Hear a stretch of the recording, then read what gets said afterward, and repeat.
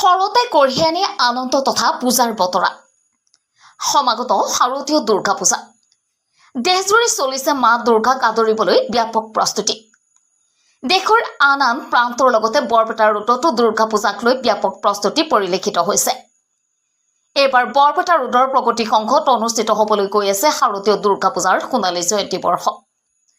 সোণালী জয়ন্তী বৰ্ষ উদযাপন উপলক্ষে প্ৰগতি সংঘত কাঁচ তথা বিভিন্ন পেলনীয়া সামগ্ৰীৰে নিৰ্মাণ হ'বলৈ গৈ আছে দুৰ্গা মণ্ডপ। প্ৰায় 40 লাখ টকা ব্যয় সাপেক্ষে অনুষ্ঠিত হ'বলগীয়া প্ৰগতি সংঘৰ দুৰ্গা পূজাক লৈ বৰপেটা ৰোডবাসীৰ মাজত ব্যাপক উল্লাস পৰিলক্ষিত হৈছে। পূজা মণ্ডপ নিৰ্মাণৰ কাম দ্ৰুত গতিত চলি আছে। 1964 চনত স্থাপন হোৱা বৰপেটা ৰোডৰ প্ৰগতি সংঘত অনুষ্ঠিত হোৱা দুৰ্গা পূজা প্ৰতি বছৰে বৰপেটা ৰোডবাসীৰ বাবে এক আনন্দৰ কেন্দ্ৰবিন্দু হৈ পৰে। সোণালী জয়ন্তী বৰ্ষ উদযাপন সমিতিৰ তথা প্ৰগতি সংঘৰ তৰফৰ পৰা সকলোলৈ শাৰদীয় দুৰ্গা পূজাৰ আন্তৰিক প্ৰীতি আৰু শুভেচ্ছা জ্ঞাপন কৰিছে। আমাৰ হাতত পূজা মণ্ডপ নিৰ্মাণ কাম চলি থকাৰ কিছু দৃষ্টাংশ পৰিচালনা সমিতিৰ মন্তব্য আছে। আমি সেয়া আপোনালোকক শুনাবলৈ যত্ন কৰিম। সকলকে নমস্কাৰ জনাইছো। আমি বৰপেটা ৰোড প্ৰগতি সংঘৰ সম্পাদক হিচাপে আজি আমাৰ এই প্ৰগতি সংঘৰ দুৰ্গা উৎসৱৰ 50তম বৰ্ষ উদযাপন কৰিবলৈ ওলাইছো। আমাৰ এইবেলি আমি 40 লাখ টকাৰ বাজেট লৈছো। তাৰপিছতে আমাৰ বিশেষ আকৰ্ষণ আছে। আমি পেণ্ডেলটো এবাৰ গ্লাছৰ ওপৰতে বনাইছো। মূৰ্তিটো আমাৰ আহি আছে গুৱাহাটীৰ পৰা আৰু পশ্চিমবংগ কলকাতাৰ পৰা আহি আছে আমাৰ এটা ঢাকি গোষ্ঠী, মহিলা ঢাকি, লগতে এবাৰ মহিলা ঢাকি থাকিব, 3জন মহিলা ঢাকি, এটা বিৰাট আকৰ্ষণীয়। আৰু আমাৰ এতে মহিলাসকলৰ খেল ধেমালি আছে, লগতে আমাৰ আৰ্ট কম্পিটিশ্যন আছে। এইটো আলিপুৰদুৱাৰৰ, পশ্চিমবংগ আলিপুৰদুৱাৰৰ, কলকাতাৰ পৰাও আছে, গ্লাছো আছে, সব পেলনীয়া বস্তু। 40 লাখ টকাৰ বাজেট। এটা আমি এতে ৰাখিছো আমাৰ আৰজি কৰৰ এই ধৰ্ষণ আৰু হত্যাৰ প্ৰতিবাদত নাট পৰিৱেশন কৰিবলৈ ওলাইছো। এইটো হ'ব আমাৰ সপ্তমীৰ দিনা 7-8 বজাৰ হ'ব। এইটো আৰজি কৰৰ এইটোৰ প্ৰতিবাদত আমি এটা চুটি নাট ৰাখিছো। এইটো নিৰ্দেশনাত আৰু লিখক হৈছে আমাৰ সুব্ৰত সূত্ৰধৰ, ভূপেন সৰকাৰ। এইটো আমি এটা আৰজি কৰৰ প্ৰতিবাদত, এই ধৰ্ষণ আৰু হত্যাৰ প্ৰতিবাদত আমি এটা ইয়াৰ পৰাই মেছেজ দিব ওলাইছো। সমূহ ৰাইজক প্ৰতিবাদ কৰিবলৈ ওলাইছো এই নাটটোৰ মাধ্যমে। আৰু আমাৰ এতে ধৰক পঞ্চমীৰ দিনা আমাৰ মন্ত্ৰী মহোদয় আমাৰ এইটো পূজা মণ্ডপ শুভ উদ্বোধন কৰিব। ইয়াৰ আগতে আমাৰ মহালয়াৰ দিন 2 অক্টোবৰ মহালয়াৰ দিন আমাৰ সৰ্বক বিধানসভাৰ MLA মনোৰঞ্জন তালুকদাৰে আমাৰ এটা শোভাযাত্ৰা আছে, আকৰ্ষণীয় শোভাযাত্ৰা। এই শোভাযাত্ৰাৰ উদ্বোধন কৰিব। লগতে আৰু বিশিষ্ট ব্যক্তিসকল আছে।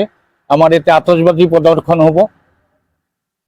সমূহ ৰাইজৰ আমি উপস্থিত কামনা কৰিছো বৰপেটা ৰোড প্ৰগতি সংঘৰ তৰফৰ পৰা। হয়, প্ৰথমতে সকলোকে আগন্তুক দুৰ্গা পূজাৰ শুভেচ্ছা জ্ঞাপন কৰিছো। প্ৰতি বছৰৰ দৰে এই বছৰো প্ৰগতি সংঘ দুৰ্গা উৎসৱ পালন কৰিবলৈ গৈ আছে। দীৰ্ঘ 49টা বছৰ পাৰ হৈ এইবাৰ স্বৰ্ণ জয়ন্তী বৰ্ষত পদাৰ্পণ কৰিছে আমাৰ এই প্ৰগতি সংঘ। অকল প্ৰগতি সংঘৰ এই স্বৰ্ণ জয়ন্তীও নহয়, আমাৰ প্ৰগতি সংঘৰ যি প্ৰতিষ্ঠা আজিৰ পৰা 60 বছৰ আগত এই প্ৰগতি সংঘৰ প্ৰতিষ্ঠা হৈছে। সেইমতে এইটো হ'ল হীৰক জয়ন্তী বৰ্ষ আমাৰ। তো বিভিন্ন কাৰ্যসূচী পূজাৰ পিছতো আমাৰ বৰ্ষজোৰা থাকিব। লগতে এইবাৰ যিটো মানে প্ৰধান আকৰ্ষণ আছে সেইটো হ'ল যে বিভিন্ন পেলেনোৱা বস্তু যিবিলাক আমি পেলাই দিওঁ, এনেকুৱা সৰু সুৰা বস্তু, এই বস্তুৰে এই পেণ্ডেলটো নিৰ্মাণ হ'ব। আৰু বিশেষকৈ সাংস্কৃতিক যে জগত আছে, এই সাংস্কৃতিক জগতত দেখিবলৈ গ'লে বৰপেটা ৰোডৰ প্ৰগতি সংঘৰ এটা নাম আছে। দীৰ্ঘ এই 60 বছৰ ধৰিয়ে প্ৰগতি সংঘ সাহিত্য সংস্কৃতিৰ লগত ওতঃপ্ৰোতভাৱে জড়িত হৈ আছে। এই বছৰৰ ব্যতিক্ৰম নহয়। প্ৰতি বছৰ যেনেকৈ আমাৰ সাংস্কৃতিক অনুষ্ঠান, উদ্বোধনী অনুষ্ঠান থাকে, লগতে দশমীৰ দিনা বিশেষ এটা মেছেজ লৈ পেলাই আমাৰ প্ৰতি বছৰে এটা না এটা অনুষ্ঠান আমি কৰোঁ ইয়াতে। তো এইবাৰ আমি পঞ্চমীৰ দিনা আমাৰ যিটো উদ্বোধনী অনুষ্ঠান আছে তাতেও আমি নাৰীসকলৰ যি অৱমাননা যি নিৰ্যাতন ক্ৰমে ক্ৰমে বাঢ়ি আছে সেইটোৰ প্ৰতিবাদত লৈ আমি এটা কাৰ্যসূচী হাতত লৈছো। এইটো হ'ল উদ্বোধনী অনুষ্ঠানত আমি এটা দেৱীৰ নাৰী শক্তিৰ যে জাগৰণ দেৱী ৰূপে হয় সেইটো এটা কাৰ্যক্ৰম আমি হাতত লৈছো। আৰু লগতে আমাৰ সম্পাদক মহোদয়ে কৈছে যে সপ্তমীৰ দিনাও আমাৰ আৰ্জিকৰ যি হত্যাকাণ্ডৰ প্ৰতিবাদত এখন চুটি নাট অনুষ্ঠিত হ'ব সপ্তমীৰ দিনা সন্ধিয়া 8 বজাত। আৰু বিশেষকৈ এইবাৰ আকৰ্ষণ আছে যে আমাৰ মহিলা ঢাকি আমি মহিলাসকলক মানে এই এনেকুৱা হেৰিত আমি কিন্তু গ্ৰাহ্য নকৰোঁ, কিন্তু আমাৰ এই বছৰৰ দুৰ্গা পূজা মহিলাসকলক প্ৰাধান্য দি পেলাই হৈ আছে।